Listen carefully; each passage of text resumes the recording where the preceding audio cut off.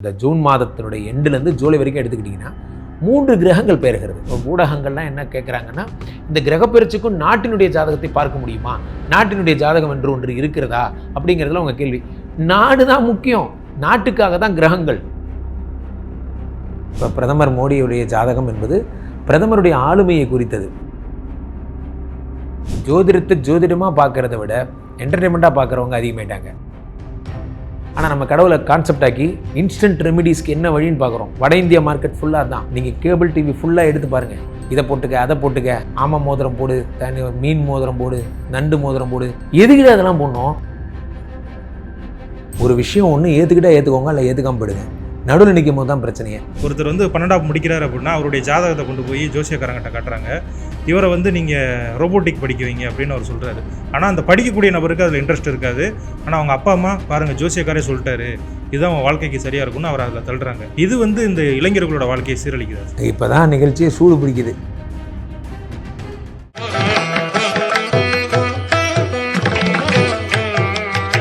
இன்றைக்கு நம்முடைய அரங்கத்திற்கு பிரம்மஸ்ரீ ராம்ஜி பரமஹம்சர் அவர்கள் வந்திருக்காரு, ஜோதிடர். அவரிடம் நடப்பு நிகழ்வுகள் குறித்தும் பரவலாக ஆன்மீகம் மற்றும் ஜோதிடம் குறித்து பல்வேறு கேள்விகள் நம்முடைய குழு கேட்கவிருக்கும். அவரை வரவேற்போம். வணக்கம் சார். வணக்கம். எப்படி இருக்கீங்க? நல்லா இருக்கு. ஆன்மீகம் ஜோதிடம் தொடர்பாக நிறையா கேள்விகள் இருக்குது. அதற்கு முன்னாடி நேற்று நடந்த ஒரு துரதிருஷ்டமான சம்பவம், அந்த விமான விபத்து அகமதாபாத்தில். ஒரு சம்பவம் மட்டும் நடக்கலை. இந்தியாவில் பார்த்தீங்கன்னா பூரி ஜெகநாதர் ஆலயத்தினுடைய பூசாரி ஒருவர் படுகொலை செய்யப்பட்டிருக்காரு. சென்னையில் அதே மாதிரி மெட்ரோ பாலம் இடிந்து விழுந்து ஒருவர் இறந்திருக்காரு. உலகத்தில் பல நாடுகளில் விமானம் தடம் புரண்டது, பைலட் எஜெக்ட் ஆனது, இதெல்லாம் ஒரே நாள் நடந்திருக்கு. இது அனைத்தும் எதை காட்டுகிறது? ஒரு நாளுக்கான ஏதாவது நல்ல பலனோ கெட்ட பலனோ அப்படி ஏதாவது இருக்கா? இல்லை, என்னென்னா பேசிக்கொண்டிருக்கும் இந்த நாளில் இப்போ ஜூன் 8ஆம் தேதி என்ன நடந்ததுன்னா, செவ்வாய் பகவான் சிம்மத்துக்கு பயிற்சி அடைந்தார்.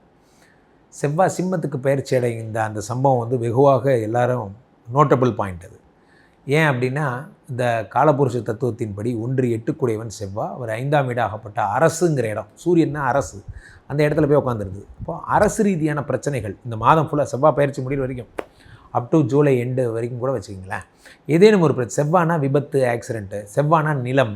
இப்போ இந்த சம்பவங்க செவ்வாய்னா படுகொலை, செவ்வாய்னா கலவரம், இதெல்லாம்.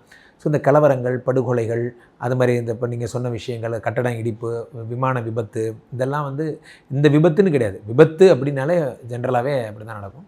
இந்த செவ்வாய் அரசில் வந்ததால் அரசுக்கு நெருக்கடி தரக்கூடிய விஷயங்கள், அல்லது ஒரு பெருவாரியான மக்கள் நிறைய பேர், அரசுன்னா என்ன அர்த்தம்னா ஒரு சாம்ராஜ்யம் அப்படிங்கும்போது நிறைய மக்கள் இருப்பாங்க. சிம்மம் அப்படிங்கிற இடமே கூட்டம்னு அர்த்தம். ஸோ பெரிய நிறைய பேர் இறந்து போகிறது போன்ற விஷயங்கள்லாம் இந்த செவ்வாய்னால் ஏற்பட்டதாக ஜோதிட சாஸ்திரம் நம்புகிறது. செவ்வாயோட பயிற்சி அவ்வளோதான். ஒரு நாட்டிற்கென்று அதாவது பலன்கள், அதாவது இப்போது பாரத தேசத்திற்குடைய இந்த பலன் எவ்வாறு இருக்குது? ஏர்முகமாக இறங்குமுகமாக? ஏர்முகம்னு சொல்ல முடியாது. இது முடிகிற வரைக்கும் ஒரு பிரச்சனையாக இருக்கும். ஃபார் எக்ஸாம்பிள், இது பின்னாடியே தொடர்ந்து இந்த வருடம் என்னமோ தெரில, இந்த வருடம் 2025 துவங்கியதிலிருந்தே சனி பயிற்சி, ராகு கேது பயிற்சி, குரு பயிற்சி வந்தது இதே வருடம் தான்.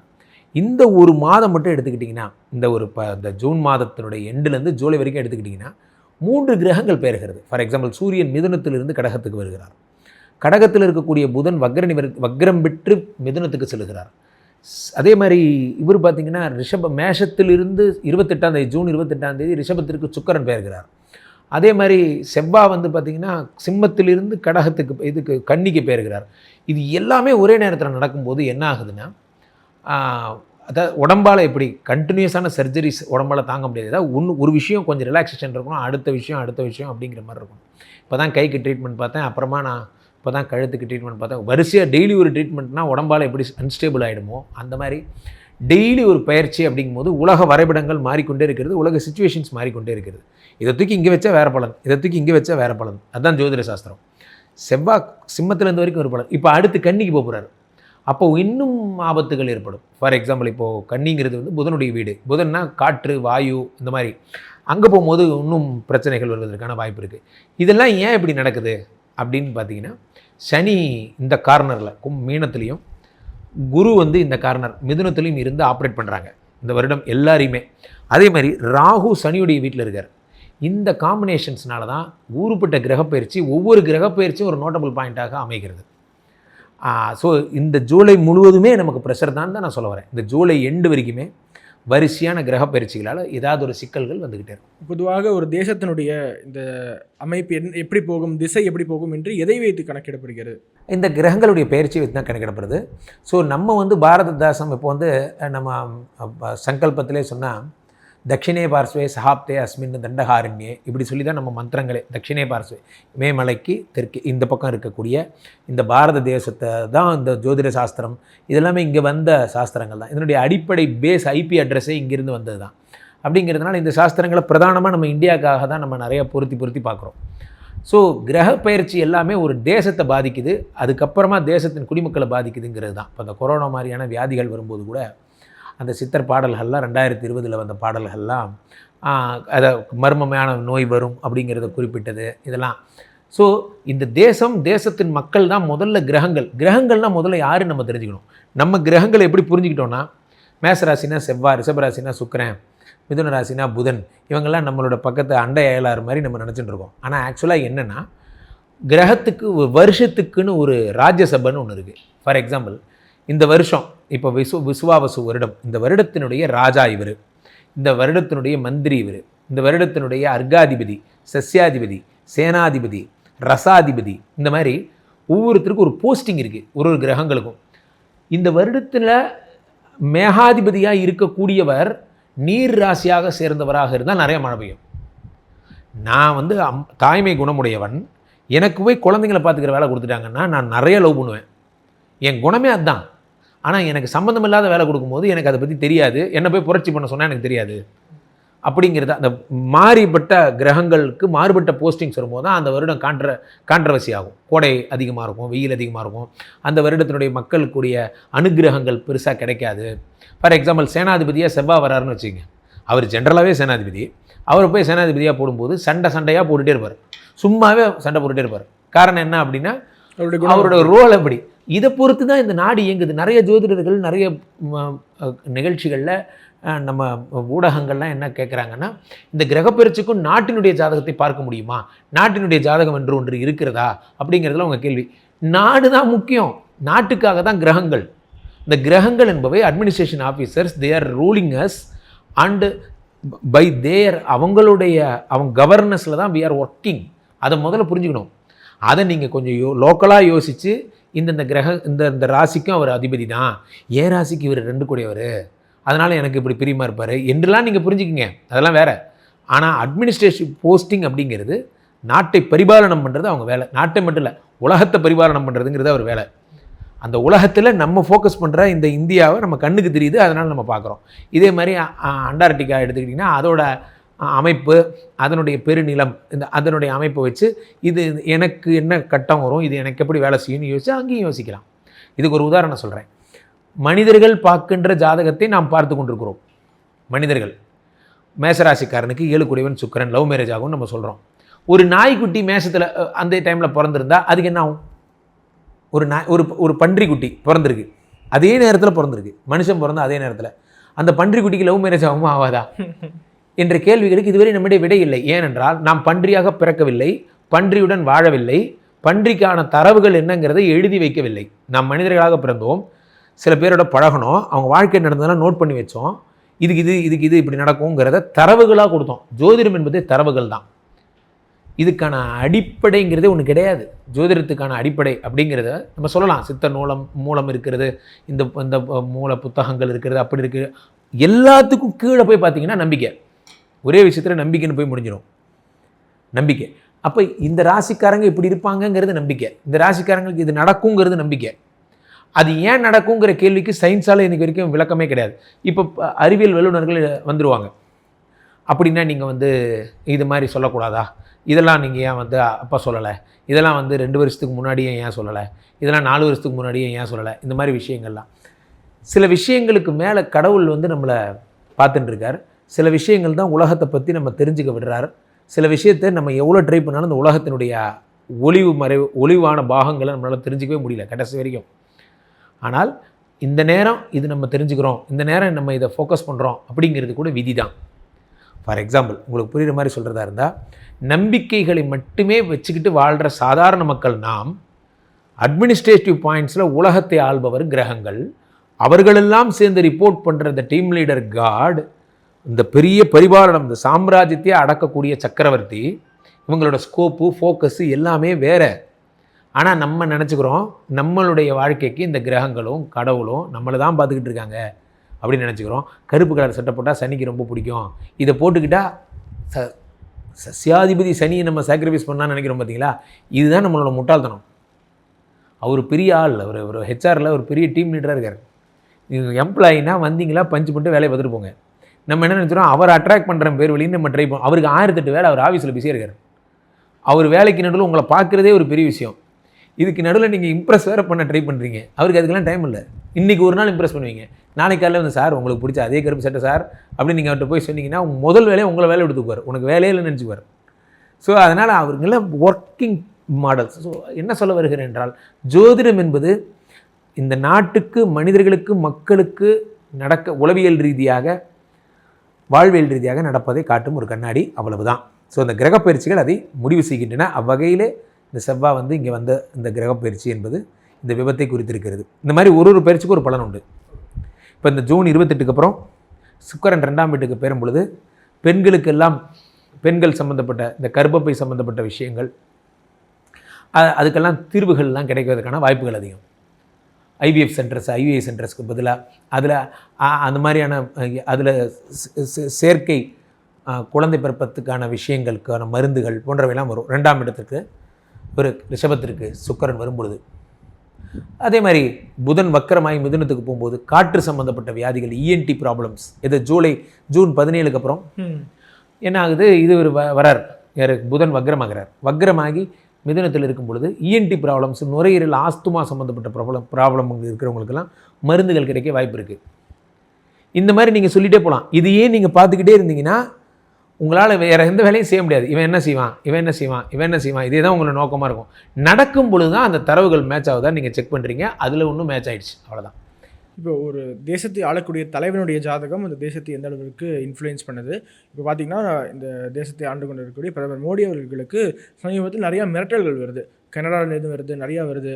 அது தவிர இப்போது 24 தேர்தலுக்கு பிறகாக அந்த சீட்டு குறைஞ்சிருச்சு என்றவுடன் அவருடைய ஜாதகம் இந்த தேசத்தை எவ்வளோ இன்ஃப்ளூயன்ஸ் பண்ணுது? இதெல்லாம் உங்களோட கற்பனை, அவ்வளோதான். காரணம் என்ன அப்படின்னா, இப்போ மோடி சாருடைய ஜாதகம், இப்போ பிரதமர் மோடியுடைய ஜாதகம் என்பது பிரதமருடைய ஆளுமையை குறித்தது. அவர் எவ்வளோ ஆளுமையாக இருக்கார் அப்படிங்கிறத அவருடைய சொந்த ஜனன ஜாதகம். கடவுளோட பார்வையில் பிரதமர் என்பவரும் ஒரு பிறவிதான், நீங்களும் ஒரு பிறவிதான், எல்லோரும் ஒரு பிறவிகள் தான். இந்த ஒரு பிறவி, இந்த பிரதமர் மோடிஜிங்கிற ஒரு பிறவி, அவருடைய ஜென்மா, இந்த ஆத்மா, இவருடைய வாழ்க்கை எப்படி ட்ராவல் ஆகுங்கிறத பற்றி ஒரு கால புத்தகம் இருக்குது, அது பேர் ஜோதிடம். அதில் அவருக்கு வர்ற பர்சனல் ப்ராப்ளம்ஸு, அவருக்கு வர்ற த்ரெட்டன்ஸு, இதெல்லாமே அது அவருக்கு சம்மந்தப்பட்டது. இதற்கும் தேசத்திற்கும் சம்பந்தம் இல்லை. ஆனால் இது எப்போ தேசத்தோடு சம்மந்தப்படும் என்றால், இவர் தான் தலைவர் எனும் பொழுது, இவர் நல்லா இருந்தால் தான் நாடு நல்லா இருக்குங்கும் போது கிரகங்கள் அவருக்கு மட்டும் கொஞ்சம் அனுகிரகம் செய்யும். அவரை ஒரு காபந்து பண்ணி பார்த்துக்குவோம். ஏன்னா வீட்டுக்கு டீம் லீடர், அப்பா தான் டீம் லீடர். அப்பா வேலை செஞ்சால் தான் சாப்பாடு, இந்த வீட்டில் எல்லோரும் நல்லா இருக்க முடியும். அப்பாவுக்கு உடம்பு சரியில்லைன்னா என்ன செய்கிறது, எல்லாருமா சேர்ந்து ஒருத்தர் கை பிடிச்சி விடுறது, கால் பிடிச்சி விடுறது, கஷாயம் வச்சு தர்றதுன்னு அப்பாவை ரெடி பண்ணுவோம். காரணம் என்னென்னா, அப்பா நல்லா இருந்தால் தான் நம்ம நல்லா இருக்க முடியும். அந்த மாதிரி பிரதமரை நீங்கள் மற்ற கிரகங்கள் அது இது பிரதமருக்குன்னு கிடையாது, யார் தேசத்தின் தலைவனாக ஒரு தலைமை பதவியில் இருக்காங்களோ அவர்களுக்கு கடவுளே, கிரகங்களே உதவி செய்யும் என்பது ஒரு விதி என்பதால் இப்போ இவருக்கு த்ரெட்டனிங் ஃபோன்ஸ்லாம் வருது அப்படிங்கிறதோட செவ்வாய் இவருக்கு போகிறது ரெண்டும் ஒன்று தான். ஏன்னா அரசை மிரட்டுறதும் ஒன்று தான், அரசின் தலைவனாக இருக்கக்கூடிய இவரை மிரட்டுறதும் ஒன்று தான், எல்லாம் ஒன்று தான். அரசனை மிரட்டுவதும் ஒன்று தான். இப்போ ஆமாம், ஏன்னா அரசுக்கு ஒரு த்ரெட்டன்னா என்ன அர்த்தம், அரசில் யார் ஹெட்டாக இருக்காங்களோ அவங்களுக்கு ஏதோ ஒரு பேட் நியூஸ் உளவுத்துறை மூலிமா ஏதோ கேள்விப்பட்டிருக்காங்க அப்படிங்கிறது தானே அதனுடைய ரிஃப்ளெக்ஷன். அவர் தானே அறிவிக்கணும், இந்த நாட்டிலேருந்து எனக்கு இந்த மாதிரிலாம் வருது, நியூஸ் வருது, அப்படி வருது, இப்படி வருது. மற்றபடி நீங்கள் பார்த்தவரை, நீங்கள் அறிந்தவரை அவருடைய ஜாதகம் எப்படி இருக்கு? ஆமாம், இப்போ நீங்கள் ஸ்டாலின் ஜாதகம் பெருசா, உதயநிதி ஜாதகம் பெருசா, விஜய் ஜாதகம் பெருசான்லாம் நீங்கள் எடுக்கிறீங்க. நியாயமாக சொல்லுங்கள், உங்கள் கான்செப்ட் படி ஒரு ஜாதகம் ஜெயிச்சா ஒருத்தர் கட்சி தலைவராகிறாருன்னு வச்சுக்கோங்க. ஒரு தொகுதியில் இப்போ ஒரு 8 கட்சி போட்டி போடுறாங்கன்னு வச்சுக்கோங்க. திமுக, அதிமுக, பாமக, தேமுதிக, அந்த மாதிரி 8 கட்சி போட்டி போடுறாங்க. 8 கட்சியுடைய வேட்பாளர் ஒரு தொகுதிக்கு 8 பேர்னு வச்சுக்கோங்க. அந்த மாதிரி 235 பெருக்குனா வர்ற வேல்யூவோட ஜாதகங்கள் எல்லாத்தையும் பார்த்து அதில் எது நிறையா இருக்கோ அவங்க தானே ஜெயிப்பாங்க. நியாயமா? அதானே நியாயம், அதுதான் நியாயம். இப்போது எல்லா தரவுகளையும் எடுத்து அதில் யார் ஜாதகம் நல்லா இருக்குங்கிறத எடுக்கும். ஆனால் அது அப்படி முடிவாகிறது இல்லை. ஏன் இப்படி முடிவாகுது? ஸ்டாலின் ஜாதகத்தில் இப்படி இருக்குது, உதயநிதி ஜாதகத்தில் இப்படி இருக்குது, இது இப்படி சறுக்கும், இது இப்படி வராது, இது இப்படி ஜெயிக்காது, இப்படிலாம் நம்ம சொல்கிறோம்ல. இதுக்கெல்லாம் காரணம் என்ன அப்படின்னா, தலைவனை வழி மக்களை வழி, ஒரே கான்செப்ட். தலைவரே இங்கே ப்ராப்ளம் அப்படிங்கும்போது இவங்கெல்லாம் நல்லா இருந்து மட்டும் யாரை தலைவராக பண்ண போகிறாங்க அப்படிங்கிற ஒரு பாயிண்ட் வந்துடுது இல்லையா? ஸோ அதனால் தலைவரோட ஜாதகம் மட்டும் பிரதானமாக நீங்கள் எடுத்துக்கிறீங்க. இல்லைன்னா நீங்கள் கன்ஃபியூஸ் ஆகிடுவீங்க. எல்லார் ஜாதகத்தையும் எடுத்து பார்த்து தான் ஆகணும். முக்கியமாக எல்லாரும் உங்கள்கிட்ட ஜாதகம்லாம் கொடுக்க போகிறதில்ல. இந்த 235 × 8ன்னு கணக்கு போட்டிங்கன்னா ஒரு 10,000 பேர் வருவாங்க. அந்த 10,000 பேர் உங்கள்கிட்ட வந்து இந்தாங்க என் ஜாதகத்தை பாருங்க நான் கொடுக்க போகிறாங்க. ஸோ அப்போ இங்கே இருக்கிற அஸ்ட்ராலஜர்ஸ்லாம் எப்படி அரசியல் சூழ்நிலையை கணிக்கிறாங்கன்னா தலைவர்கள் ஜாதகத்தை வச்சு தான் கணிக்கிறாங்க. அதே தான் மோடி ஜாதகத்தை வச்சு நீங்கள் இந்தியாவை கணிக்கிறீங்க, இந்தியா ஜாதகத்தை வச்சு நீங்கள் உலகத்தை கணிக்கலாம். இப்போ தமிழக அரசியல் சூழலை கணிக்க முடியுமா? தாராளமாக கணிக்கலாம். தலைவர்கள் ஜாதகத்தை வச்சு கணிக்கலாம். யாருக்கு எப்படி இருக்குது நேரம் அப்படிங்கிறத வச்சு நீங்கள் அடுத்த கட்சி யார் ஆட்சி பிடிப்பாங்க நம்ம ஜெயிக்கலாம். சார் வணக்கம் சார். வணக்கம் சார். இப்போ நான் வந்து எல்லாரையும் குறிப்பிடல, ஆனா ஒரு 90% ஜோதிடர்களை தான் நான் சொல்றேன். பொதுவாக மக்கள் வந்து நம்ம ஜோதிடம் பார்க்க போறோம் அப்படின்னா அவங்களுக்கு ஒரு கஷ்டமான சூழ்நிலையில் இருப்பாங்க. ஒரு கடன் பிரச்சனையாக இருக்கட்டும், வீட்டு பிரச்சனையாக இருக்கட்டும், இது எப்போ சரியாகும்னு கேட்க போகிறவங்க. அதை தாண்டி போகிறாங்க அப்படின்னா ஒரு கல்யாணத்துக்கோ இல்லை வீடு கிரக பிரவேசத்துக்கோ போகிறவங்க தான். அந்த மாதிரி போகிறவங்க கிட்ட எடுத்த உடனே ஒரு நெகட்டிவான ஒரு விஷயம் சொல்லி அவங்கள பயமுறுத்தி அதுக்கு ஒரு பரிகாரம் செய்ய வச்சு அந்த பரிகாரத்தையும் நானே உங்களுக்கு சொல்கிறேன், என்கிட்ட அதுக்கான விடை இருக்குன்னு சொல்லி காசை வாங்கிட்டு அதுக்கப்புறம் அவங்கள வந்து நார்மலான ஸ்டேஜுக்கு கொண்டு வராங்க. இப்போ இருக்கிற காலகட்டத்தில் இந்த ஜோதிடம் அப்படிங்கிறது ஒரு வியாபாரம் ஆயிடுச்சா சார்? ஆமாம், கண்டிப்பாக இது வியாபாரம் தான். ஆனால் இதில் என்ன ஒரு விஷயம் அப்படின்னா, ஜோதிடத்தை ஜோதிடமாக பார்க்குறத விட என்டர்டெயின்மெண்ட்டாக பார்க்குறவங்க அதிகமாயிட்டாங்க. ஒரு விஷயம், ஜோதிடம் அப்படிங்கிற ஒரு விஷயத்தை வந்து சில பேர் ரொம்ப சீரியஸாக பார்க்குறாங்க, இது ஒரு தப்பு. ரொம்ப லைட்டாக எடுத்துக்கிறாங்க, இதுவும் ஒரு தப்பு. ரெண்டுமே நம்ம அப்பாக்கள் காலத்தில் அவர்கள் மனசில் எந்த விதமான கேள்விகளுமே இல்லாமல் இருந்தது. வேலை செஞ்சாங்க, சம்பாதிச்சாங்க, வீட்டுக்கு தேவையானதை வாங்கி போட்டாங்க, அதை பற்றியும் கவலை இல்லை, அவங்க பாட்டுக்கு வாழ்ந்துட்டு இருந்தாங்க. எப்போ நமக்கு பிரச்சனைன்னு ஒன்று வரும்போது, ப்ரெஷர்னு ஒன்று வரும்போது, 40 வயசுக்குள்ளே நீங்கள் இதை அச்சீவ் பண்ணி ஆகணும், வீடு வண்டி வாசல் கார் இதெல்லாம் இருந்தால் தான் நீங்கள் ஒரு மனுஷன் அப்படிங்கிற ஒரு எண்ணத்தை இந்த சமுதாய கட்டமைப்பு உருவாக்கிருச்சு. ஒன்று, கல்யாணம் பண்ணுறதுக்கு முன்னாடியே நீங்கள் ஒரு வேலையில் இருக்கணும், கார் இருக்கணும், வீடு இதெல்லாம் இருக்கணும், திங்ஸு வாஷிங் மிஷின் ஃப்ரிட்ஜ் எல்லாம் இருக்கணும், இதெல்லாம் இருந்தால் தான் உனக்கு கல்யாணங்கிற மாதிரி ஒரு அமைப்பு உருவாக்கிட்டாங்க. இதனால் அவன் ஃப்ரஸ்ட்ரேட் ஆகி எனக்கு அடுத்த வேலை கிடைக்குமா, நான் நினைக்கிறேன் இது நடக்குமா அது நடக்குமாங்கிற கேள்விகளை உருவாக்குறது காலத்தின் கட்டாயம். அந்த கேள்விகளுக்கு அவன் யாரை தான் தேடி போவான்? ஏன்னா கேள்வி கேட்டால் ஒன் வே. இப்போ கடவுள்கிட்ட போய் கேள்வி கேட்குறாருன்னா கடவுள் திருப்பி பதில் சொல்ல போகிறதில்ல. அப்போது இவர் கேள்வி கேட்டால் 2 வே, யாராவது ஒருத்தர் அவருக்கு பதில் சொல்லணும், ரெஸ்பாண்ட் பண்ணணும். அந்த ரெஸ்பாண்ட் பண்ணுற ஒரு ஆளாக ஜோதிடர் வந்துடுறாரு. பாயிண்ட் நம்பர் 1 அதான். அந்த பாயிண்ட் நம்பர் 1 அவங்க நல்ல டாக்டர்கிட்ட போகிறதும் வீணாக போன டாக்டர்கிட்ட போகிறதும் அவன் வாங்கிட்டு வந்த வரோங்கிற மாதிரி தான். இப்போது சில பேர் பார்த்திங்கன்னா நல்ல ட்ரீட்மெண்ட் பண்ணுவாங்க, நல்ல விஷயங்கள் உங்களுக்கு சொல்லுவாங்க. சில பேர்கிட்ட போனீங்கன்னா தேவையே இல்லாத மருந்தை சாப்பிட்றீங்க, அல்லது தேவையே இல்லாமல் உடல் அறுவை சிகிச்சைகள் மாதிரிலாம் பண்ணிக்கிறீங்க. ஒன்றுமே இல்லாததுக்கு போய் ஏன்டா அப்படி பண்ணீங்க அப்படிங்கிற மாதிரி. அது அவங்க நேரம் விதி. எல்லா பில்டரும் உங்களுக்கு நல்ல பில்டர் கிடையாது. இது நீங்கள் எடுத்திங்கன்னா ஒரு ஓலா புக் பண்ணுறீங்க, ஒரு கால் டாக்ஸி புக் பண்ணுறீங்க, கீழே ஒரு வண்டி வருது, அந்த டிரைவர் உங்களோட சுமூகமாக இருப்பாருன்னு உங்களால் சொல்ல முடியுமானா தெரியாது. நீங்கள் போகிறீங்க, நல்லா பேசி பழகி ஜாலியாக பேசி உங்களை கொண்டு போய் ட்ராப் பண்ணுறவங்களும் இருக்காங்க, கடுகடுன்னு மூஞ்சி வச்சுட்டு வர்றவங்களும் இருக்காங்க. இது கூட உங்களால் சொல்ல முடியாது. ஸோ அப்படி இருக்கும்போது உங்களுக்கு என்ன நடக்கும்னே உங்களுக்கு தெரியாதுங்கிறது தான் இதில் உண்மை. ஸோ அப்போது நீங்கள் ஜோதிடரை எதேச்சியாக தான் சந்திக்கிறீங்க, அவர் சொல்கிற சில பாயிண்ட் உங்களுக்கு அட்ராக்ட் ஆகிடுது, உங்களுக்கு ரீச் ஆகிடுறீங்க.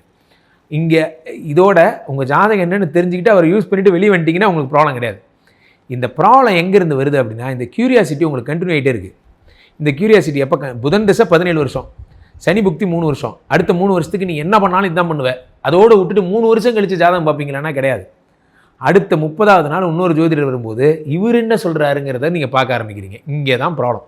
இந்த கமர்ஷியல் மார்க்கெட்ஸ் எங்கேருந்து ஆரம்பிக்குது அப்படின்னா, நான் இந்த யூடியூப் பார்த்துட்டு இருந்தேன், எனக்கு அந்த யூடியூப் நல்லா இருக்குது, அதையும் பார்க்குறேன் இதையும் பார்க்குறேன், நான் ஏன் எத்தனை பார்க்கணும் சொல்லுங்கள், எனக்கு தேவையான டீட்டெயில் இவர் கொடுத்துட்டாரு, இவர் சொன்ன இதே ப்ரெசன்டேஷனை இன்னொருத்தர் ப்ரெசென்ட் பண்ணுறாரு, அதையும் நான் கேட்குறேன், அவர் நான் பார்த்தேன், நேற்று இன்டர்வியூவில் பார்த்தேன், சூப்பராக பேசியிருந்தீங்க அப்படிங்கிறோம். உங்கள் சேனலில் நான் நிறைய தடவை பார்த்துருக்கேன். அப்போது எனக்கு ஏற்கனவே தெரிஞ்ச தகவலை இன்னொரு தடவை உங்கள் சேனலில் பார்க்கும்போது நீங்கள் பேசுகிற விதம் எனக்கு பிடிச்சி போய் நான் அதை பார்க்குறேன்.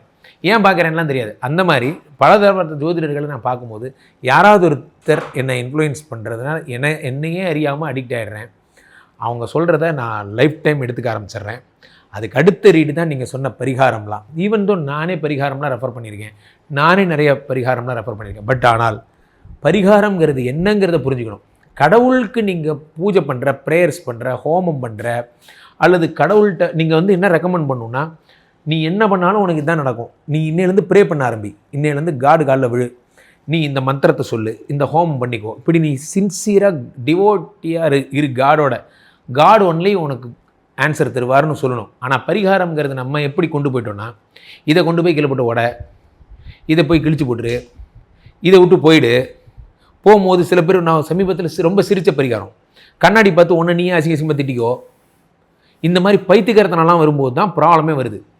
ஏன் ப்ராப்ளம் வருது அப்படின்னா, இவர்கள் வந்து தன்னுடைய இயல்பு அறிவு நிலையை கீழே போய் ஒருத்தர் சொன்னாருங்கிறதுக்காக அதை பண்ண ஆரம்பிக்கிறாங்க. மயிலிறகெல்லாம் நிறையா கண்டுபிடிச்சி வந்தால் அதெல்லாம் நறுக்கி போட்டுரு, இந்த மாதிரிலாம் சொல்கிறது. இதை நறுக்குனா சனி எப்படிரா மன்னிப்பான் தெரியாது. சனி எப்போ மன்னிப்பார்? அன்னதானம் பண்ணால் மன்னிப்பார். சனி எப்போ மன்னிப்பார்? ப்ரேயர்ஸ் பண்ணால் மன்னிப்பார். ஆனால் அதுக்கேற்ற மாதிரி மக்கள் அதை கேட்க தயாராக இல்லை. காரணம் என்னென்னா, இது அடுத்த பாயிண்ட் வரேன். மக்கள் ஏன் கேட்க தயாராக இல்லைன்னா, மக்களுக்கு தேவை இன்ஸ்டன்ட் ரெமிடி. மக்களுக்கு தேவை. இப்போ நான் உட்காந்து பொறுமையாக இதெல்லாம் சொல்கிறேன், இந்த ப்ரேயர் பண்ணுறேன், டெய்லி நீங்கள் துர்கா சுக்தம் சொல்லுங்கள், சாயந்தரம் நீங்கள் பாராயணம் பண்ணுங்கன்னு சொன்னால் இங்கே யாரும் பண்ண தயாராக இல்லை. ஆனால் துர்கா சுக்தியை ஷார்ட்டாக சொன்னால், ஒரு உதாரணம் நடந்த சம்பவத்தை சொல்கிறேன். சனியினுடைய பதிகம் சொல்லி நாங்கள் சொல்கிறோம், இதை நீங்கள் சொல்லுங்கன்னு. ஆனால் சார் இவ்வளோ பேர் சொல்ல முடியாது, ஷார்ட்டாக சொல்லுங்கள் சார். ப்ராம் ப்ரீம் ப்ரோம் சஹ மந்தாய ஸ்வாஹா, இதை மட்டும் சொல்லு போதும். Okay sir, super sir. அது கூட க்யூட் ஆகிடுச்சு. மந்திரங்களை கூட க்யூட்டாக 2 லைனில் கேட்க ஆரம்பிச்சிட்டாங்க.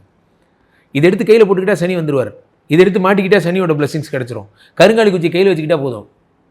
இங்கே எத்தனை, ஏன்னா ஜோதிடர்கள் இவங்க எப்படி ப்ரெஷர் பண்ணுறாங்கன்னா, எனக்கேற்ற மாதிரி நீ ஷார்ட்டாக மாற்றி கொடு, இவ்வளோ பெரிய ஸ்கிரிப்ட் எனக்கு சொல்லாத, சின்னதாக மாற்றி கொடுன்னு ஜோதிடர் ப்ரெஷர் பண்ணுறாங்க. ஜோதிடர்கள் என்ன பண்ணுறாங்க, இவங்களுக்கு ஏற்ற மாதிரி தன்னோட அறிவெல்லாம் பயன்படுத்தி எதையாவது ஒன்று சொல்லிடுறாங்க. அதை இவங்க ஃபாலோ பண்ணும்போது நீங்கள் திருப்பி ஜோதிடர்களே திருப்பி கேட்குறீங்க, நான் ஏன் இதெல்லாம் பண்ணணும்னு கேட்குறீங்க. நான் அதான் ஆரம்பத்திலே சொன்னேன், இதுக்கு நீங்கள் ஒன்றுமே பண்ண தேவையில்ல, சட்டம் தன் கடமையை செய்யும். புதன் தசை புதன் புக்தி நடக்கும்போது இதுதான் நடக்கும்னா இதுதான் நடக்கும், அதை கேட்டுட்டு கம்முன்னு போயிடுங்க. ஆனால் நீங்கள் கம்முன்னு போக மாட்டீங்க, அதுதான் பிரச்சனை. காரணம் நீங்கள் அதை ஜெயிக்கணுங்கிற உங்கள் எண்ணம். இந்த புதன் தசையை நான் எப்படியாவது ஜெயிச்சு காட்டுறேன், உங்களை யாரும் ஜெயிக்க சொல்லலை. ஆனால் நீங்களே என்ன நினச்சிக்கிறீங்கன்னா, ஜோதிடர்கள்ட்டே ஐடியா கேட்குறீங்க, இந்த புதன் புக்திக்கு நான் என்ன செய்யணும். அவர் ஒன்று சொல்கிறார், பச்சை கலர் கல் எடுத்து கையில் மாட்டிக்கணும். ஓகே, வெரி குட், எடுத்து பண்ணிக்கிறீங்க. இதுதான் ப்ராப்ளம். எல்லாத்துக்கும் ரீசன், சோர்ஸ் ரீசன் என்னன்னு பார்த்தா உங்களுடைய க்யூரியாசிட்டி அண்ட் அர்ஜென்ட் பண்ணுறவங்க குணம். இன்றைக்கி ஓலா புக் பண்ணிங்கன்னா 3 நிமிஷத்தில் கார் வருது, ஸ்விக்கி ஆர்டர் பண்ணப்போ 3 நிமிஷத்தில் சாப்பாடு வருது, ஜெப்டோ ஆர்டர் பண்ணால் 2 நிமிஷத்தில் மளிகை சாமான் வருது, ஜொமேட்டோ ஆர்டர் பண்ணால் 2 நிமிஷத்தில் சாப்பாடு வருது. கடவுள் ஆர்டர் பண்ணால் கடவுள் ஏன் வரமாட்டேங்கிறாருன்னு கேட்குறீங்க. கடவுளை ஆர்டர் பண்ணுற விஷயமும் அவர் கிடையாது, ஆர்டர் பண்ணால் வர்ற ஆளும் கிடையாது. ஆனால் நம்ம கடவுளை கான்செப்ட் ஆக்கி இன்ஸ்டன்ட் ரெமிடிஸ்க்கு என்ன வழின்னு பார்க்குறோம். வட இந்தியா மார்க்கெட் ஃபுல்லாக தான். நீங்கள் கேபிள் டிவி ஃபுல்லாக எடுத்து பாருங்கள், இதை போட்டுக்க அதை போட்டுக்க, ஆமை மோதிரம் போடு, மீன் மோதிரம் போடு, நண்டு மோதிரம் போடு, எதுக்கு அதெல்லாம் போடணும் அப்படிங்கிற கேள்வி இங்கே வரவே மாட்டேங்குது. எதையாவது எடுத்து போட்டுக்கணும். இதை பெரிய மனிதர்களுடைய டேபிள்லாம் பாருங்கள், பன்றி பொம்மை, ஒரு பெரிய பன்றி பொம்மை. பன்றி பொம்மையை நம்ம கும்பிடவே மாட்டோம். இந்தியர்கள் பன்றி பொம்மையை வந்து நமக்கு வந்து அபசகுணம். ஆனால் சீனர்கள் பன்றியை பெருசாக கும்பிடுவாங்க. அதை கொண்டாந்து இங்கே வச்சுருக்கோம். நம்ம குபேரனே வேறு, நம்ம ராவணேஸ்வரனோட தம்பி நம்ம குபேரன். அந்த குபேரனை கும்பிடுங்க அப்படின்னா நம்ம சீனா குபேரனை தூக்கிட்டு வச்சிடறோம். ஒரு வீட்டு பார்க்குறேன், ஒரே மீனாக தொங்குது. என்ன மீனாக தொங்குது? ஏன்னா சீனர்களுடைய நம்பிக்கையில் மீன் நிறைய இனப்பெருக்கம் பண்ணும், அந்த மீனை வீட்டில் கட்டிக்கிட்டிங்கன்னா உங்களுக்கு நிறையா அது சீனர்கள் நம்பிக்கை. இங்கே கிடையாது. அனகோண்டா பாம்பை கும்பிடுறவங்க கூட இந்த உலகத்தில் இருக்கான், அது அவனோட நம்பிக்கை. அது அவன் ஊருக்கு செல்லும், இந்த ஊருக்கு செல்லாது. ஃபார் எக்ஸாம்பிள் சகோதரி, உங்கள் பேர் திவ்யா. நான் ஒன்று கேட்குறேன். இப்போது சித்திரை வைகாசி ஆனி ஆடி ஆவணி புரட்டாசி இந்த மாதிரி இருக்குது. ஜனவரி பிப்ரவரி மார்ச் ஏப்ரல் மே ஜூன் இந்த மாதிரி இருக்குது. மேஷ ரிஷபம் மிதுனம் கடகம் இந்த மாதிரி இருக்குது. இதெல்லாம் என்ன அப்படின்னா, வானவியலில் 12 30 டிகிரியாக 12 கூறுகளை பிரிச்சிங்கன்னா 3 12 36 360 டிகிரி சேர்ந்தால் அதுதான் உங்களுடைய ஒரு அந்த வானமண்டலம். இதை நீங்கள் மேசரசப்பன்னு சொல்லிக்கலாம், ஜனவரி பிப்ரவரின்னு சொல்லிக்கலாம், சித்திரை விகாசின்னு சொல்லிக்கலாம், எலி மாதம் பன்றி மாதம் நாய் மாதம்னு சொல்லிக்கலாம். இது எதுவுமே அதுக்கு தெரியாது. இதுதான் ஆச்சரியமே. இது ஒரு குவாட்ரண்ட், அவ்வளோதான். ஆனால் இங்கே நம்ம என்ன பண்ணுறோம், ஊருக்கு ஏற்ற மாதிரி சீனர்கள் வந்து பன்றி மாதத்தை வழிபடுறாங்க, ஜப்பானியர்கள் இன்னொன்று கும்பிட்றாங்க, இந்தியாவில் இன்னொன்று கும்பிட்றீங்க. அப்போது ஒரு முடிவுக்கு வர வேண்டியிருக்கு. என் ஊர் நம்பிக்கை என் ஊருக்கு. இதை இன்னும் கொஞ்சம் ஆழமாக சொல்லணுன்னா, இந்த ஊரில் நாகப்பாம்பு இஸ் காட். நாகாத்தா இஸ் காட் தானே? நாகாத்தா இஸ் காட். ஓகே. இந்த ஊர் நாகப்பாம்பை ஜப்பான்காரன் சூப் போட்டு குடிக்கிறான். ஏன் நாகாத்தா அவனை ஒன்றும் பண்ணல? சொல்லுங்கள், ஏன் ஒன்றும் பண்ணல?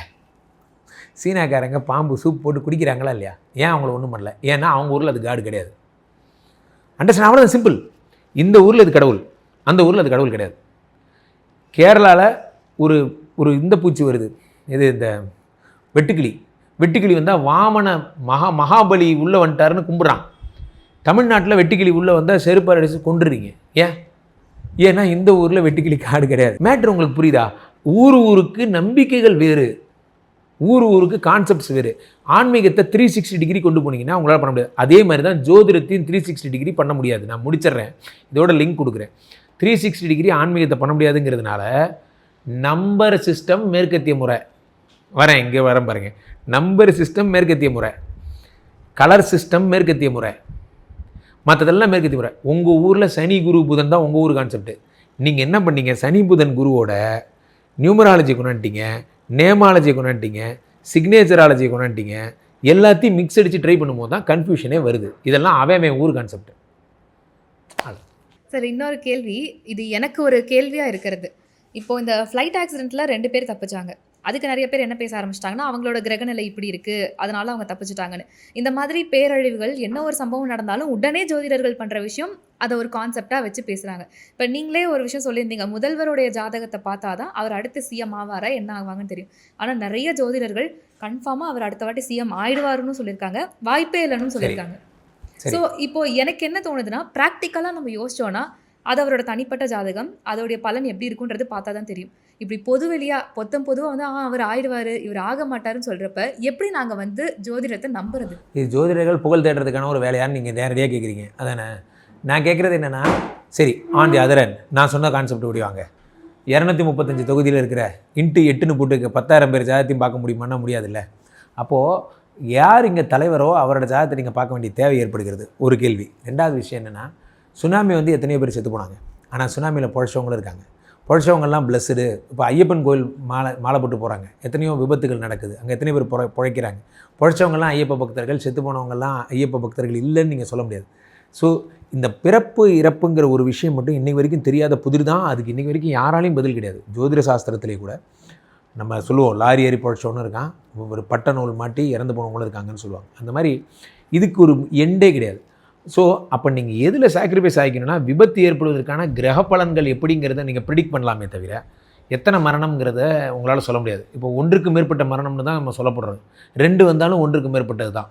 ஸோ அப்போ 234 தான் வேணும்லாம் அவசியம் கிடையாது, இவ்வளோ பேர் இறக்கணும்லாம் அவசியம் கிடையாது. நான் என்ன சொல்ல வரேன்னா, இப்போது ஒரு சிஎம் கேண்டிடேட்டாக ஒருத்தர் இருக்கார், அல்லது பிஎம் கேண்டிடேட்டாக ஒருத்தர் இருக்கார், அவர் ஜாதகத்தை வச்சு நீங்கள் எப்படி மொத்தமாக சொல்கிறீங்க? அது அவரோட பர்சனல் ஜாதகம். கொஞ்ச நேரம் முன்னாடி இவர் கிரண் கேட்டதுக்கு அதான் பதில் சொன்னேன்.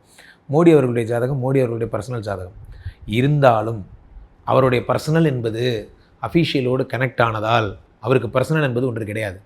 இப்போது நீங்கள் வந்து ஒரு நாட்டின் முதல்வர், நான் இப்போ காய்கறி கடையில் போய் காய் வாங்குகிறேன், இது வந்து சாதாரண விஷயம். அவர் போய் காய்கறி கடையில் காய் வாங்கினா அங்கே இருக்கிற ஏரியாவை அலர்ட் ஆயிரும். காரணம் என்னன்னா, அவர் ஆடிட் பண்ண வந்ததாக அவங்களே நினச்சிப்பாங்க. ஏன் அவருக்கு எங்கெங்கே பர்சனல் லைஃப் இருக்குது? இந்த ப்ராப்ளம் என்னன்னு ஒன்று புரிஞ்சுக்கோங்க.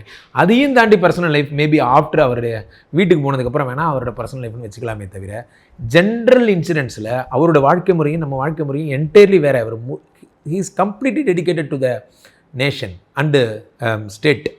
சிஎம்மாக இருந்தால் ஸ்டேட்டு தான் சொல்லலாம். நான் கேட்குற இந்த கேள்விக்கு பதில் சொல்லுங்கள். அப்போது அவருடைய வாழ்க்கை முறை, இப்போ நீங்கள் நடந்து போகிறீங்க, நீங்கள் ஒரு கார் ட்ராவல்ஸ் புக் பண்ணி ஊட்டி போகிறீங்கிற சம்பவமும் அவர் ஊட்டிக்கு விசிட் போகிறாருங்கிற சம்பவமும் ஒன்று கிடையாது. எனும்போது அவருக்கு பர்சனல் லைஃப்புங்கிறது எங்கேருந்து வந்தது? ஸோ இது இதோட லிங்க் ஆகிருக்கு. அதுதான் இதில் பார்க்க வேண்டிய விஷயம். வேறு வழி கிடையாது, நீங்கள் அவர் தான் பார்த்தாகணும். சில விஷயங்கள் தரவுகள்னு வேறு எதை தான் நீங்கள் எடுப்பீங்க சொல்லுங்களேன். இப்போ ஆன்மீகம், இப்போ விஜய் ஆரம்பிக்கும் போது நம்ம சொன்னாங்க, என்னென்ன சொன்னாங்க? 2 யானை போட்டிருக்காரு, 2 யானை போட்டதுனால இது மிதுன ராசி. 2 யானைங்கிறது புதனை குறிக்கிறதுக்காக தான் யானையை போட்டிருக்காங்க. இந்த பூ வச்சுருக்காங்க, இந்த பூ வந்து வாகை மலருடைய சிம்பிள். இதெல்லாம் வந்து அந்த கொடி விளக்கம்னு சொன்னாங்க. மஞ்சள் கலர், சிவப்பு கலர். மஞ்சள் வந்து குருவினுடைய அம்சம், சிகப்புங்கிறது சக்தியோட அம்சம். இதெல்லாம் சேர்த்து வந்து பண்ணாங்க அப்படின்னு சொன்னாங்க. அதேமாதிரி கொடி விளக்கம் எல்லாத்துக்கும் நம்ம கொடுத்தோமானா இல்லை. அந்த நேரத்துக்கு அது ட்ரெண்டு. அந்த நேரத்துக்கு வந்து அந்த கட்சி கொடி விளக்கம் தேவைப்பட்டது, அதனால் சொன்னாங்க. அதுக்கப்புறம் அதை பற்றி பேசுகிறதே விட்டுட்டாங்க பாருங்கள். இப்போல்லாம் யாருமே கொடி விளக்கம் பற்றி பேசுகிறதே கிடையாது.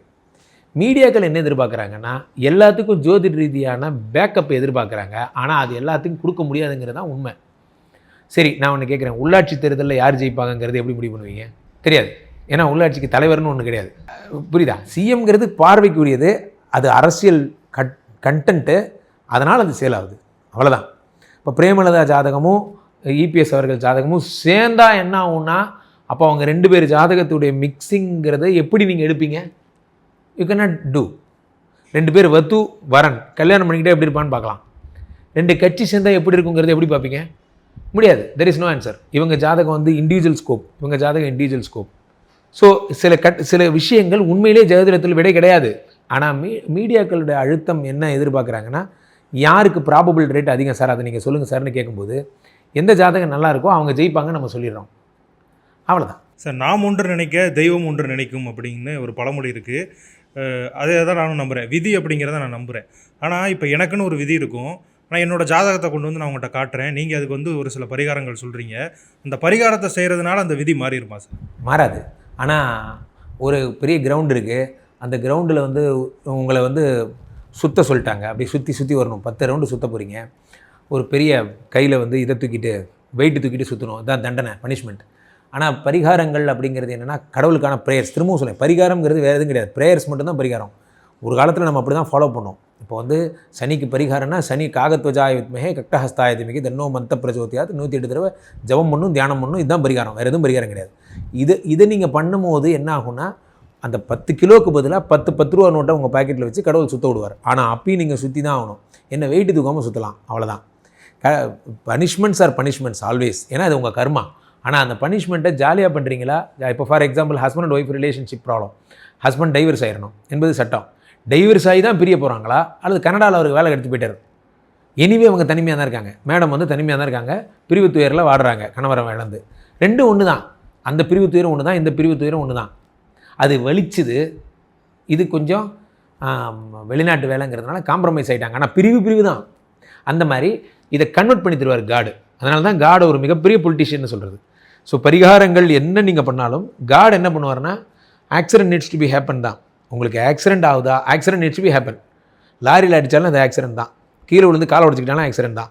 பென்சில் சீவும் போது கையில் கட்பட்டு ரத்தம் வந்தாலும் ஃபஸ்ட் எய்ட் ரிப்போர்ட் படி ஷார்ப் எட்ஜு, இதுவும் ஆக்சிடென்ட் தான், இன்சிடென்ட் தான், அவ்வளோதான். ஏதோ ஒரு கணக்கு எழுதி கதையை மூடிடுவார். இந்த ஏதோ ஒரு கதை எழுதுகிற இந்த போங்கள்லாம் கடவுள் நல்லாவே பண்ணுவார். ஏன் அவர் நல்லா பண்ணுறாரு அப்படின்னா, பேசுனானே ஒரு புண்ணியம். அப்புறம் எதுக்கு நீங்கள் புண்ணியம் பண்ணணும்? இப்போ நீங்கள் ஒரு கேள்வி என்னென்னா, இவங்க தான் பெரிய ஆளுங்க, ராகு கேது தான் பெரிய ஆளுங்கன்னா நான் ஏன் சாமி கும்பிடணும் அப்படிங்கிற கேள்வி வந்துடும் மக்களுக்கு. அப்போ சாமி கும்பிட்றதுனால என்னென்னா, இவன் என்ன தான் ப்ரப்போசல் கொடுத்தாலும் அதை அப்படி திருப்பி விட்டு கன்ஃபியூஸ் பண்ணி விட்டு அவர் நினைக்கிற மாதிரி சாதிச்சுப்பார். அதுதான் காடோட கேம். ஸோ அதனால் ஒரு கட்டத்துக்கு மேலே நீங்கள் ஜோசியம் பார்க்குறதுனால பிரயோஜனம் இருக்குன்னா சத்தியமாக கிடையவே கிடையாது. ஏன் அப்படின்னா, இது ப்ராப்ளத்தை காட் எப்படி கன்வெர்ட் பண்ண போகிறாருன்னு உங்களுக்கு எப்படி தெரியும்? ப்ராப்ளம்ங்கிறது வரைக்கும் ஜோசியர் சொல்லிடுவார். பிடிஐஎன்ஆர் வேல்யூ 1.9, லிவர் வந்து ப்ராப்ளம் ஆயிடுச்சு, வெடிக்க போகுது சொல்லிட்டார். லிவர் வெடிக்க போகுதா? தெரியாது. காதல் வருமோ ஒரு அவனோட பழைய அவனோட ஆசைப்பட்ட அவனுடைய பழைய நண்பனோ, அல்லது அவங்க பிரிஞ்சிருந்தாங்கன்னா அவங்க பிரிஞ்சு போன அவங்க மனைவியோ வந்து ஐ லவ் யூ பொழைச்சிக்கோ அப்படின்னு சொன்னால் பொழைச்சிக்கிறத பார்த்துருக்கோமே. பொழைச்சிக்கோன்னு சொன்னால் எப்படி பொழைச்சிக்க முடிஞ்சுது தெரில. அதான் காடோட கேம். சில மேட்ருக்கு மேலே ஆன்மீகத்தில் ரிசல்ட்டே கிடையாது, அதான் உண்மை. ஸோ நான் என்ன கேட்க வரேன்னா, பரிகாரம் பண்ணால் என்ன நடக்கும்? பரிகாரம் பண்ணால் அந்த பெயின் கம்மியாகும். இப்போ 2 இண்டிவிஜுவல் இருப்பாங்க. ஒருத்தவங்க வந்து கடவுளை வந்து முழுமையாக நம்புவாங்க, கோவிலுக்கு போவாங்க, அதே மாதிரி பார்த்திங்க அப்படின்னா எல்லா தர்மஸ்தலங்களுக்கும் போவாங்க. இன்னொருத்தங்க என்னென்னா, அவங்க வந்து கடவுளை நம்ப மாட்டாங்க, ஆனால் வந்து எல்லாருக்கும் ஹெல்ப் பண்ணுறது. இப்போ உதாரணத்துக்கு சொன்னால் நீங்கள் கூட சொல்லியிருந்தீங்க, நிறைய அனாதை பிணங்களை வந்து அடக்கம் பண்ணியிருக்கேன் அப்படின்னு. ஸோ இந்த மாதிரியான நல்ல காரியங்களை பண்ணியிருப்பாங்க. இந்த 2 பேருக்கும் இருக்கக்கூடிய வித்தியாசத்தை நீங்கள் என்ன சார் பார்க்குறீங்க? இது 2 பேருமே ஒன்றே தான் பண்ணிகிட்டு இருக்காங்க.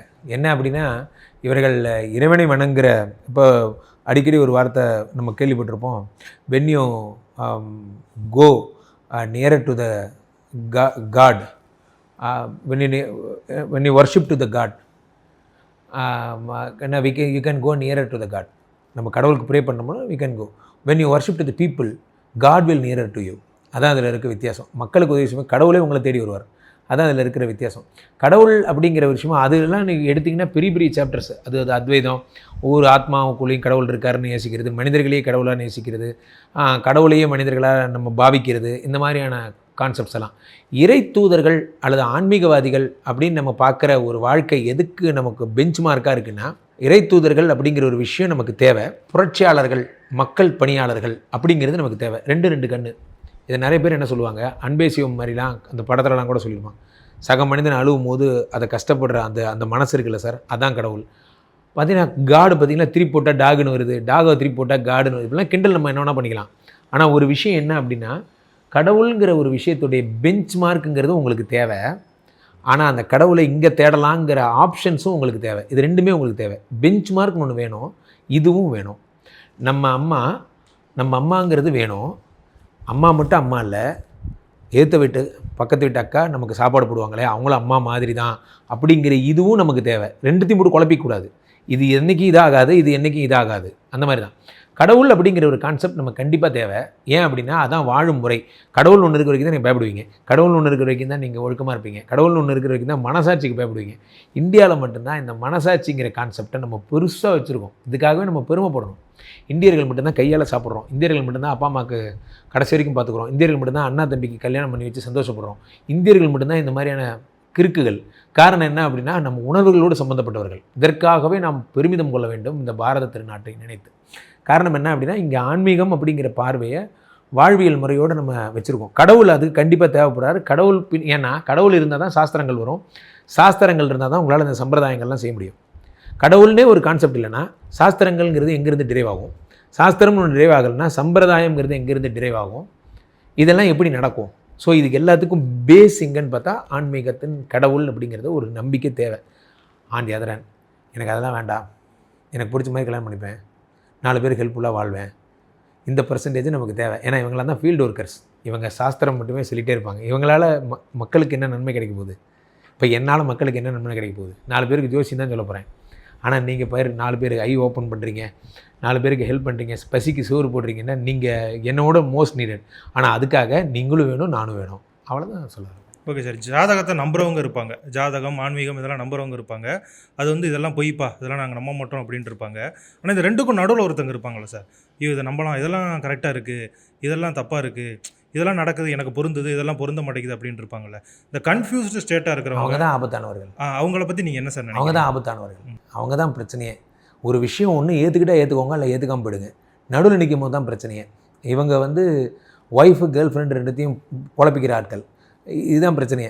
ஒன்று இது வேண்டான்னு ஒரு முடிவு பண்ணிவிட்டு ஒரு வாழ்க்கை வாழணும், அல்லது வேறு இப்போ எல்லாத்தையும் போட்டு குழப்பிக்கும் போது தான் லைஃப்பில் ப்ராப்ளம். கடவுளே வேண்டான்னு ஒரு முடிவு எடுக்கிறவங்க உண்மையிலேயே ஹீ சூப்பர். ஏன் அப்படின்னா அவன் எதை பற்றியும் கவலைப்பட போகிறதில்ல. அது இல்லை, உடம்பை பற்றியே கவலைப்படாத ஒரு ஆள் மாதிரி தான். எந்த ஸ்கேன் ரிப்போர்ட்டும் அவன் எடுக்க போகிறதில்ல, அவனுக்கு எதை பற்றியும் கவலை இல்லை.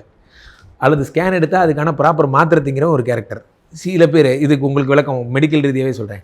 நீங்கள் ஒரு ஸ்கேன் எடுத்துகிட்டு அதுக்கு கூகுளில் டைப் பண்ணி பார்த்து வாட் இஸ் கால்ட் அஸ் மண்ணீரல் அப்படின்ட்டு அது ஒரு 10 காட்டும்.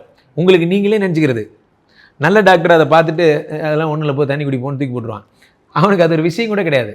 ஆனால் நீங்களாக நினச்சி உருவக பிம்பங்கள். இப்போ ராகு ராசியில் இருந்தாலே ஒருத்தருக்கு டைவர்ஸ் பண்ணி வைக்கிறாரா, ராகு ராசியில் உட்காந்தா ஒருத்தரை குடிக்க வைக்கிறாரா, ராகு ராசியில் உட்காந்து ரகசிய பொண்டாட்டி உருவாக்கி தராரா, இது எல்லாம் காடு முடிவு பண்ணுறது தான். ஆனால் ராகுவுக்கு இதெல்லாம் காரகத்துவம். ஆனால் இவனை என்ன பண்ண போகிறாருங்கிறத காடுகிட்ட ராகு கேட்பார். இவனை என்ன செய்யலாம் தலைவரே? காடு சொல்லுவார், போன ஜென்மத்தில் காவியாவை ஏமாத்தினவன் தானே இவன், இந்த ஜென்மத்தில் அதே மாதிரி பேர் கெடுத்து விட்ரு அப்படின்னு. இது எல்லாமே இந்த ஜென்ம தொடர்ச்சி, நீங்கள் பண்ண கர்மாவனுடைய தொடர்ச்சி. எல்லா கிரகங்களும் ஒரே மாதிரி ஒருத்தரை பண்ணுறது கிடையாது. சில பேருக்கு ஆக்சிடெண்ட்டே உருவாக்கிடுறாரு, சில பேருக்கு தண்டனைகள் மட்டும் வேலையில் மட்டும்தான் டைட் பண்ணுறாரு. ஏன்னா அவன் பண்ண புண்ணியம் ஒரு கட்டத்துக்கு மேலே தான் சொல்கிறேன், ஒரு கட்டத்துக்கு மேலே எது நிற்கும் அப்படின்னா, கடவுளை நம்புங்க, நம்பாமல் போங்க. நீங்கள் பண்ண புண்ணியமும் கர்மாவும் மட்டும்தான் உங்களை ட்ராவல் பண்ணுது. இதில் மாற்றுக்கிறதே கிடையாது.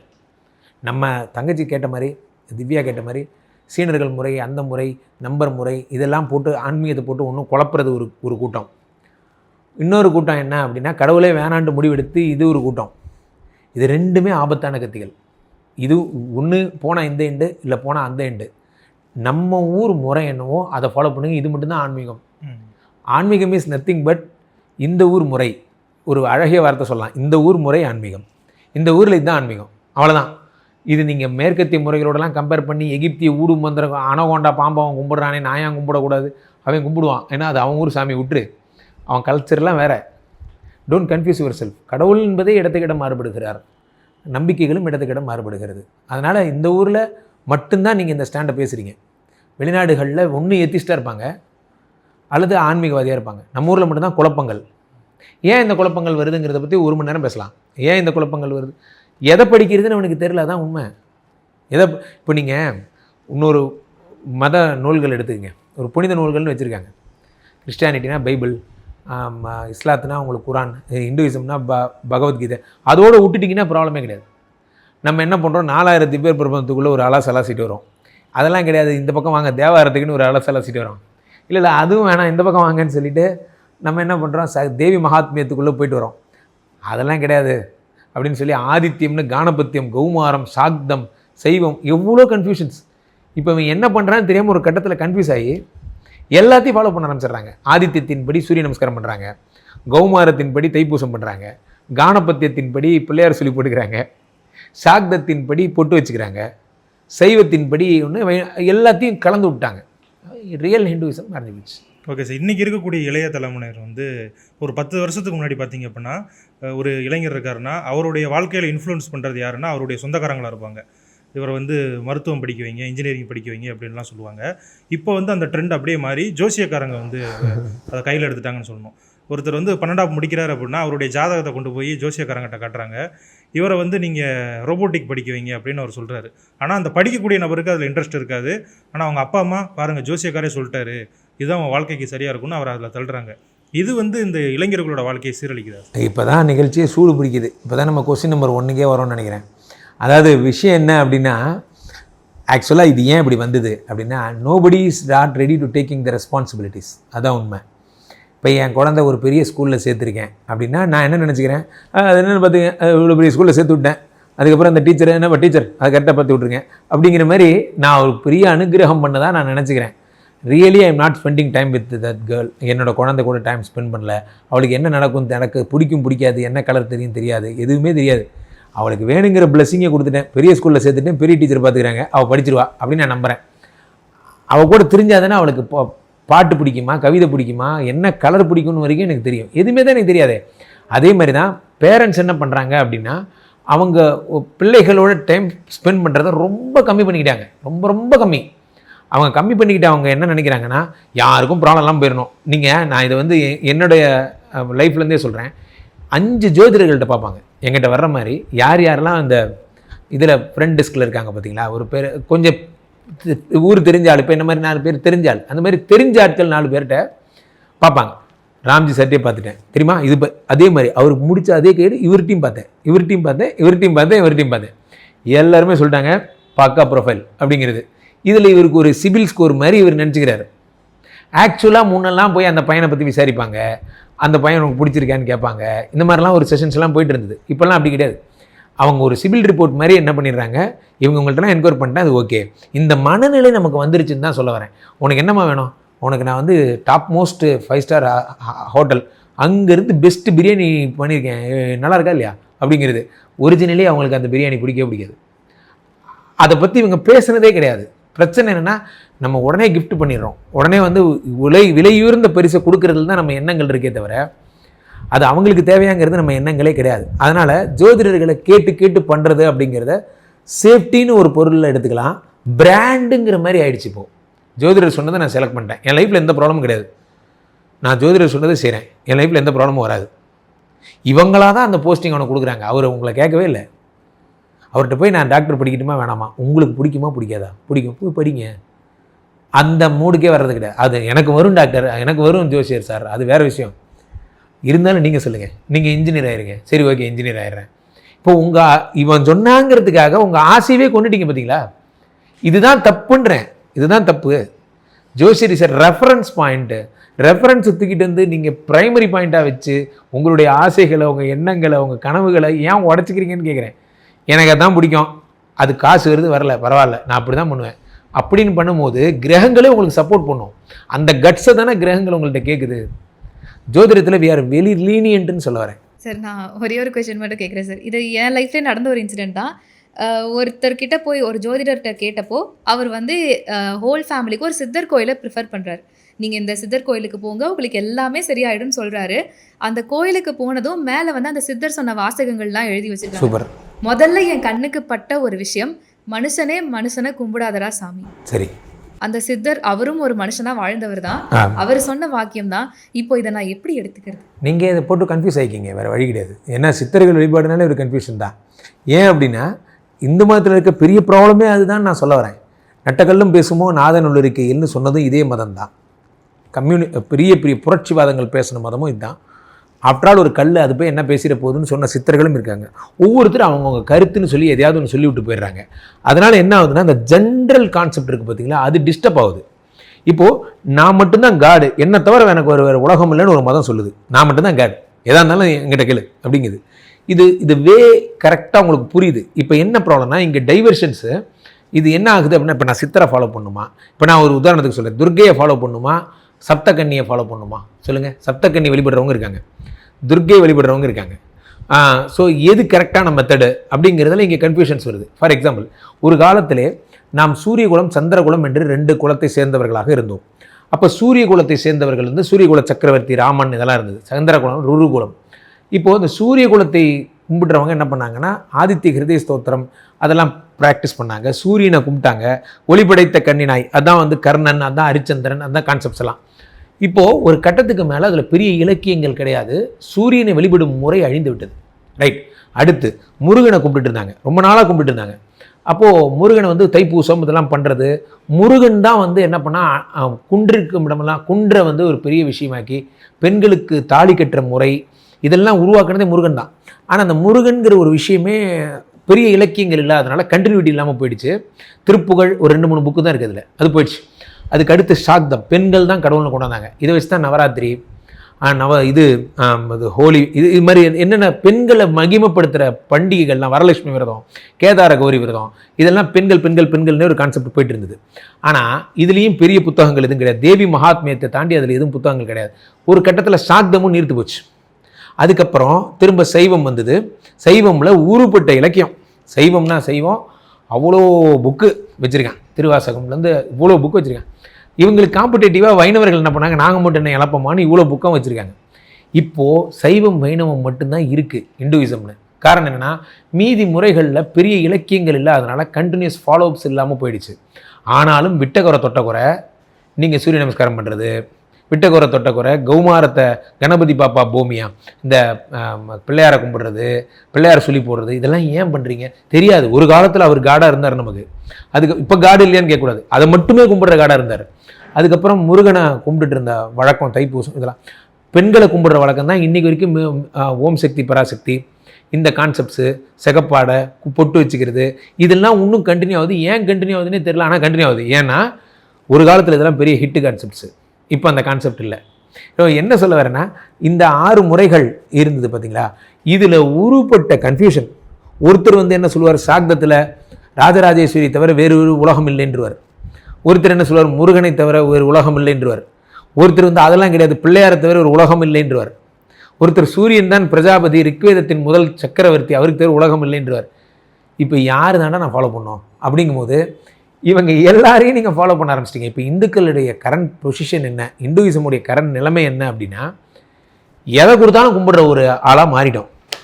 எதையாவது ஒன்று சொல்கிறீங்களா, ஓகே ரெடி, இன்னிலேருந்தே கும்பிட ஆரம்பிங்க, எனக்கு என்னப்பா, எனக்கு நல்லது நடந்தால் சரி, நான் இன்னிலேருந்து கும்பிட ஆரம்பிச்சிடுறேன் அப்படிங்கிற மாதிரி காடு, ஊருப்பட்ட காடு வந்துட்டாங்க. சம்மந்தமே இல்லாமல் பிரத்யங்கராவை திடீர்னு தூக்கிட்டு வந்துட்டாங்க. பிரத்யங்கரான்னு உங்களுக்கு ஒன்று தெரியுமா, வராகின்னா யாருன்னு தெரியுமா, அது தெரியுமா, இது தெரியுமா, எல்லாம் கொண்டு வரும்போது என்ன ஆகுதுன்னா மக்கள் அதிர்ச்சி, இவங்கெல்லாம் யாரா புதுசாக, இதெல்லாம் புதுசாக வர ஆரம்பிச்சிடுறாங்க. என்ன சொல்ல வரேன் அப்படின்னா ஆன்மீகம் அப்படிங்கிற ஒரு விஷயம் அப்படிங்கிறது இன்றைக்கி போட்டு குழப்பி சொதப்பி, எப்படி ஜோதிடம் அப்படிங்கிற ட்ரெடிஷ்னல் ஜோதிடத்தை நியூமராலஜி கூடியும் நேமாலஜி கூடியும் சிக்னேச்சராலஜி கூடியும் போட்டு குழப்பி விட்டாங்களோ, ஆன்மீகம்ங்கிற ஒரு விஷயத்தை ஏதேதோ ஒரு கான்செப்ட்ஸ் எல்லாம் சொல்லி குழப்பி விட்டாங்க. இப்போ இந்துக்களுடைய கரண்ட் நிலைமை என்னென்னா, நம்பர் 2 ஃபாலோ பண்ணணுமா, ரெட் கலர் ட்ரெஸ் போடணுமா, வெள்ளிக்கிழமை ஒரு விஷயத்தை ஆரம்பிக்கணுமா, மீனராசிக்காரன் கூட சேர்ந்து ஆரம்பிக்கணுமா, எதை சொன்னாலும் நான் கேட்டுக்கிறேன். I'm ready. இப்போ நான் சொல்ல வர்ற ஃப்ளோ தான், நீ எது சொன்னாலும் கேட்டுக்கிறேன். ஏன்னா இதை பற்றி தயவுசெய்து கிளாஸ் எடுக்காது. இதெல்லாம் 2 மணி நேரம் கான்செப்ட். இன்னொன்றும் எல்லாத்தையும் இப்படி குழப்பி விட்ட. என்னமோ நீ சொல்கிறத நான் செய்கிறேன். இப்போ நான் என்னப்பா செய்யணும்? ஒன்றும் இல்லை, சிவப்பு கலர் சட்டை போட்டுக்க, ரைட்டு. 8 மணிக்கு போ, ரைட்டு. கருப்பு கலர் மாதிரி கையில் போட்டுக்க, ரைட்டு. ஓம் கிளீம் 4 தடவை சொல்லு, ரைட்டு. அவ்வளோதான், விட்டுரு. உங்களுக்கும் தெரியும் இதெல்லாம் வந்து நம்மளை இவர் சொல்கிறத நம்ம கேட்குறோமே, இதில் ஏதாவது பேக்கப் இருக்கா? வேறு வழி இல்லை. ஏன்னா இதை பற்றிலாம் யாருக்கும் தெரியல. பெரிய பெரிய கான்செப்ட்ஸ் இதெல்லாம். ஓகே சார், எங்களோட இணைந்து உங்களுடைய நேரத்தை கொடுத்து இவ்வளோ நேரம் பேசுனீங்க. எங்களோட இணைந்து உங்களுடைய கருத்துக்களை பதிவுக்கு ரொம்ப நன்றி. நன்றி.